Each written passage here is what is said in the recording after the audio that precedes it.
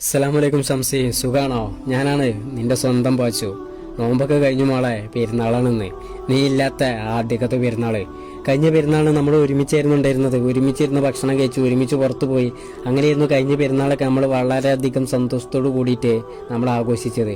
പക്ഷേ ഈ പെരുന്നാളിന് ഒരു സന്തോഷം, സമാധാനം, റാഹത്തോ ഒന്നും തന്നെ ഇല്ല മോളെ. ഇല്ലാത്തത് നീ കൂടെ ഇല്ലാത്തതാണ്. എന്തിനാണ് നീ അല്ലെങ്കിൽ എന്നെ മോനെ വിട്ടിട്ട് നേരത്തെ അങ്ങോട്ട് പോയത്? നീ പോയ ഒരു ദിവസം തൊട്ട് ശരിക്കൊന്നും ഉറങ്ങാൻ പോലും എനിക്ക് പറ്റിയിട്ടില്ല. അവർക്ക് നല്ല സങ്കടം ഉണ്ട് കേട്ടോ, നീ കൂടെ ഇല്ലാത്തത്. ഉമ്മ ഇന്ന് കൂടെ ഇല്ലല്ലോ എന്നോർത്തിട്ട് വരാറുണ്ട് നിന്റെ ചാരത്തേക്ക് ഞാനും മോനും ഇടയ്ക്കിടയ്ക്ക്. നീ അറിയലുണ്ടോ മോളെ അത് ഞങ്ങൾ ഒരുമിച്ച് വരുന്നത്?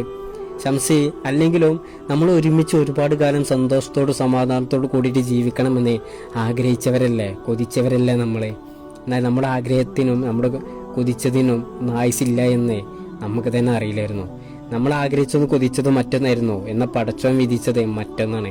പടച്ചവന്റെ വിളിക്ക് ഉത്തരം നൽകി നീ നേരത്തെ അങ്ങോട്ട് പോകുമ്പോഴേ എൻ്റെ പകുതി ജീവനുമായിട്ടാ നീ അങ്ങോട്ട് പോയത്. അത്രത്തോളം ഇഷ്ടമായിരുന്നു എനിക്ക് നിന്നെ. പെരുന്നാൾ നിസ്കാരം കഴിഞ്ഞ് വരുന്നുണ്ട് ഞാനും നമ്മുടെ മോനും.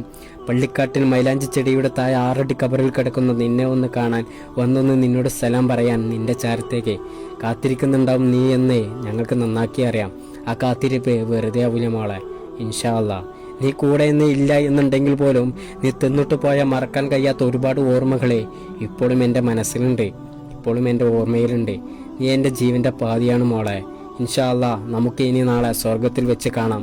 അതിനെ പടച്ചവൻ തൗഫീഖ് നൽകട്ടെ എന്ന് ആത്മാർത്ഥമായി പ്രാർത്ഥിച്ചുകൊണ്ട് ഇവിടെ വെച്ച് ഇത് അവസാനിപ്പിക്കുന്നു എന്ന് നിന്റെ സ്വന്തം പാച്ചു. കൂടെ